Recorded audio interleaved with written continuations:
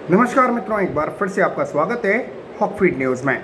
आपको बता दूं कि महाराष्ट्र के पालघर में साधुओं की हत्या के बाद रविवार को नांदेड़ में साधु समेत 2 लोगों की हत्या की खबरें सामने आई। इसके बाद ये सवाल उठना शुरू हो गए कि महाराष्ट्र में क्यों साधुओं की हत्याएं लगातार की जा रही हैं। आपको बता दूं कि 1 महीने में महाराष्ट्र में 3 साधुओं की हत्या कर दी गई है। इस बीच आपको बता दूं कि महाराष्ट्र में नांदेड़ में जो साधुओं की हत्या की गई है, उस मामले में एक बड़ा खुलासा, एक बड़ा ट्विस्ट सामने आया है और जो ग्राउंड रिपोर्ट है उसने सब कुछ सच बाहर निकाल कर रख दिया है। पूरी खबर आपको बताऊंगा, लेकिन आपको बता दूं कि इससे पहले जी न्यूज़ की ग्राउंड रिपोर्ट मैं आप तक लेकर आया हूं और इस रिपोर्ट को आपके साथ साझा करूंगा। लेकिन कमेंट में मुझे आप ये बताएं कि महाराष्ट्र में साधुओं की हत्या क्या कोई साजिश है? क्या लगातार महाराष्ट्र में हो रही साधुओं की हत्या के पीछे प्रशासन की नाकामी है? इन सवालों के जवाब मैं आपसे जानना चाहता हूं। दरअसल आपको बता दूं कि महाराष्ट्र में कानून व्यवस्था पर सवाल लगातार पूछे जा रहे हैं और सबसे बड़ा सवाल ये कि महाराष्ट्र में साधुओं की हत्या के बाद भी आरोपी क्यों अब तक खुले घूम रहे हैं और क्यों प्रशासन अब तक आरोपियों तक नहीं पहुंच पाया और क्यों पालघर मामले में भी अब तक ये नहीं साबित हो पाया है, ये नहीं पता चल पाया है कि आखिर साधुओं की हत्या क्यों की गई थी। सनातन पर लगातार प्रहार किया जा रहा है महाराष्ट्र में, जहां की शिवसेना बैठी हुई है सत्ता में। शिवसेना आपको बता दूं कि कभी हिंदुत्व की सबसे बड़ी पैरोकार मानी जाती थी।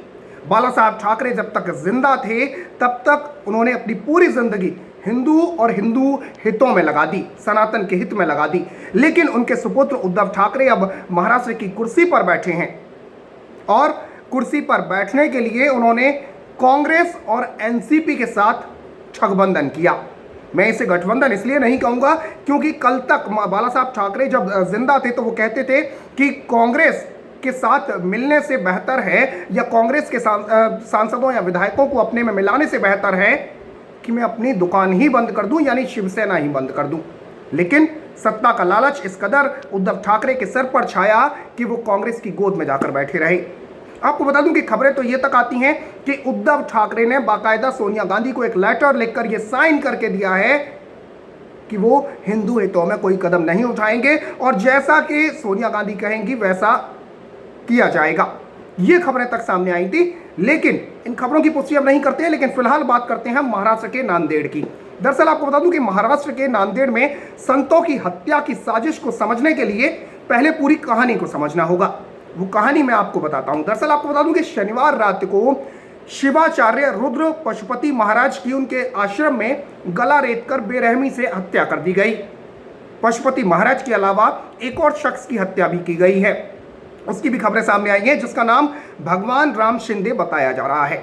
अब आरोप पुलिस का ये कहना है कि आरोपी साईनाथ शनिवार रात को आश्रम में दाखिल होता है और पशुपति महाराज की हत्या करने के बाद आरोपी साईनाथ साधु की लाश कार में रखकर बाहर निकलने की कोशिश में था, लेकिन कार गेट से टकरा जाती है और इस दौरान छत पर सो रहे आश्रम के कुछ संत जाग जाते हैं।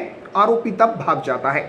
सवाल यह कि क्यों आरोपी पशुपति महाराज की लाश को भी अपने साथ ले जाना चाहता था, यह सबसे बड़ा सवाल इस वक्त है और पुलिस इस सवाल का जवाब नहीं दे पाई है। आपको बता दूं कि नांदेड़ की पुलिस ने हत्या आरोपी साईनाथ को रविवार दोपहर को तेलंगाना से पकड़ा है। उससे पहले आपको बता दूं कि जहां पर ये साधु महाराज थे, वहां के जो गांव वाले थे, जो लोग थे, लोकल लोग, उन्होंने अंतिम संस्कार नहीं करने दिया साधु महाराज का और उनका यह कहना था कि पहले आरोपी को पकड़ा जाए। तो आरोपी साईनाथ को दोपहर तेलंगाना से पकड़ा गया है, तेलंगाना बॉर्डर से। आपको बता दूं कि फिलहाल हिरासत में लिया गया है और माना जा रहा है कि कभी कभी आरोपी मठ में ही रुक जाया करता था, यानी मठ में ही रुकता था आरोपी और आरोपी को साधु के बारे में बारीक जानकारी होने की बात भी की जा रही है। अब पहले से पालघर में साधुओं की हत्या और उसके बाद नांदेड़ में साधुओं की हत्या। निश्चित तौर पर संत समाज में इस वक्त गुस्सा है, हर सनातनी में गुस्सा है, हर हिंदुस्तानी में गुस्सा है। वजह उसकी यह है कि क्यों आखिर लगातार संतों की हत्याएं की जा रही हैं। इन संतों ने किसी का क्या बिगाड़ा है? और दूसरा सवाल ये कि अगर इन संतों की जगह किसी दाढ़ी वाले धर्मगुरु की या किसी सफेद चोगा पहने हुए धर्मगुरु की हत्या हो जाती या सवाल उठा दिए जाते तो आप समझ रहे हैं इस देश में चूड़ियां टूट जाती। और अगर मतलब भगवान न करे अगर ये घटना महाराष्ट्र की बजाय अगर यूपी में होती तो आप समझ लीजिए कि पूरा विपक्ष इस वक्त जो है वो सर पर उठा लेता पूरे देश को, और कहा यह जाता कि यूपी में कानून की नाकामी है, यूपी में संतों की हत्याएं हो रही हैं, ऐसे सवाल उठाए जाते। लेकिन अब महाराष्ट्र में ऐसा हुआ है तो जिस देश के कांगिये हैं, वामिये हैं, लिबरांडू हैं, सिकुलर हैं, वो मुंह में दही जमा कर बैठ गए हैं। अब सबसे पहले इनसाइड स्टोरी में आपको समझाता हूं। दरअसल आपको बता दूं कि 24 मई को शिवाचार्य रुद्र पशुपति महाराज की उनके आश्रम में बेरहमी से हत्या कर दी जाती है। हत्यारे ने साधु की आंखों में पहले मिर्च पाउडर डालकर हमला किया और उसके बाद हत्यारे ने पशुपति महाराज का चार्जिंग केबल से गला घोंटा। आरोपी ने इसके बाद कार में साधु का शव रखकर भागने की कोशिश की और हत्या के बाद साधु के आश्रम से तकरीबन 1.5 लाख रुपए का सामान लूटा। पुलिस के मुताबिक आश्रम से भागते वक्त कार जो है वो गेट में फंस जाती है जब आरोपी भागने की कोशिश कर रहा था, लेकिन 65,000 रुपए और लैपटॉप छोड़कर उस वक्त हत्यारा भाग जाता है। ये पुलिस की थ्योरी है, ये पुलिस का कहना है, लेकिन आरोपी को बाद में गिरफ्तार कर लिया गया। अब पुलिस का ये मानना है कि ये जो हत्या की गई है वो लूट के इरादे से की गई थी, क्योंकि आश्रम से तकरीबन 1.5 लाख का सामान लूटा गया। दूसरा ये कहा जा रहा है कि जब आरोपी की गेट में कार जो है वो गेट में फंस जाती है तो वो 65,000 रुपए और लैपटॉप छोड़कर भाग जाता है, क्योंकि उसे डर था कि उसे पकड़ लिया जाएगा और सेवादार जाग गए थे जो कि छत पर सो रहे थे। ये पुलिस की थ्योरी है। लेकिन आपको बता दूं मित्रों, इससे पहले पालघर में भी साधुओं की हत्या हुई थी। 2 साधुओं को मार दिया गया था। जूना अखाड़े के ये साधु थे और उनको मार दिया गया था। आपको बता दूं कि 70 साल के कल्पवृक्ष नाथ गिरी जी महाराज और 35 साल के सुशील गिरी जी महाराज और उनके 32 साल के ड्राइवर नीलेश तेलगड़े की पीट कर हत्या कर दी गई थी महाराष्ट्र के पालघर में। उस वक्त महाराष्ट्र प्रशासन ने, महाराष्ट्र सरकार ने यह दलील दी कि जो पुलिस वाले महाराष्ट्र के पालघर में खड़े हुए थे, चूंकि वो भीड़ से घबरा गए थे, चूंकि वो भीड़ से डर गए थे, इसलिए वो कुछ नहीं कह पाए। लेकिन बाद में आपको बता दूं कि न्यूज़ नेशन की एक रिपोर्ट में यह खुलासा हुआ कि जो साधुओं की हत्या की गई थी महाराष्ट्र के पालघर में, साधुओं के शवों को भी रात भर पड़ा छोड़ दिया गया सड़क पर। अब सवाल सबसे बड़ा ये कि जो पुलिस उस वक्त डर गई थी जब हत्या हो रही थी, तो क्या पुलिस वापस पुलिस फोर्स लेकर नहीं जा सकती थी मौका वारदात पर? और क्या साधुओं का शव सम्मान के साथ नहीं रखकर लाया जा सकता था? सवाल ये कि रात भर सड़कों पर पड़ा रहने दिया जाता है शव, और दलील ये दी जाती है कि पुलिस डर गई थी, पुलिस के पास हथियार नहीं थे। अब आप ही सोचिए, क्या पुलिस और फोर्स को नहीं बुला सकती थी? तो महाराष्ट्र के पालघर में आपको बता दूं, हालांकि 150 से ज़्यादा लोगों को हिरासत में लिया गया। मामला अभी चल रहा है, पुलिस जांच कर रही है, लेकिन अब तक कुछ भी निकलकर ठोस सामने नहीं आया है। और इस पर अगर सवाल उठा दिए जाते हैं तो सवाल उठाने वालों पर FIR ठोक दी जाती है, सवाल उठाने वालों पर हमला कर दिया जाता है, सवाल उठाने वालों को जो है वो 12 घंटे तक बिठाकर पुलिस पूछताछ करती है। अर्नब गोस्वामी आपको याद होगा, रिपब्लिक टीवी के जो है पत्रकार हैं और रिपब्लिक टीवी के संस्थापक भी माने जाते हैं। आपको बता दूं कि अर्नब गोस्वामी ने सवाल पूछा था अपनी लाइव डिबेट के दौरान, और सोनिया गांधी का असली नाम लेते हुए, सोनिया एंटोनियो माइनो नाम लेते हुए उन्होंने सवाल पूछ लिया था कि क्या अगर यही हत्या किसी चर्च के धर्मगुरु की होती या किसी मौलवी या मुल्ले की होती तो भी क्या सोनिया गांधी चुप रहती? सोनिया एंटोनियो माइनो सवाल नहीं उठाती? यही सवाल अर्नब गोस्वामी ने पूछ लिया था और इस पर पूरी कांग्रेस बिदक गई थी। आपको बता दूं कि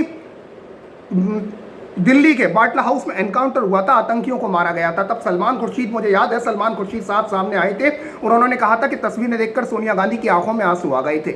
मतलब जब आतंकियों को मारा जाता है तो सोनिया गांधी की आंखों में आंसू आ जाते हैं, लेकिन जब साधुओं की हत्या की जाती है पीट कर, जब साधुओं का गला रेत कर मार दिया जाता है, तो कांग्रेस की तरफ से एक सिंगल प्रतिक्रिया नहीं आती है। क्या वजह है उसकी? क्या ये वजह है कि महाराष्ट्र में कांग्रेस सत्ता में है इसलिए कुछ नहीं बोलना चाहती? क्या फिर ये वजह है कि हिंदुओं से सख्त नफरत है सोनिया गांधी और एंड कंपनी कांग्रेस को, और हिंदुओं के साथ इस देश में कुछ भी होता रहे कांग्रेस कुछ नहीं बोलेगी? क्या ये वजह है?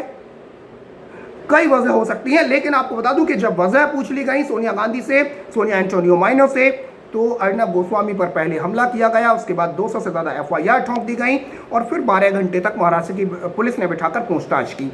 लेकिन ये नहीं बताया गया अब तक कि आखिर 12 घंटे तक पूछताछ क्यों की गई और इसमें क्या पूछताछ थी ऐसी।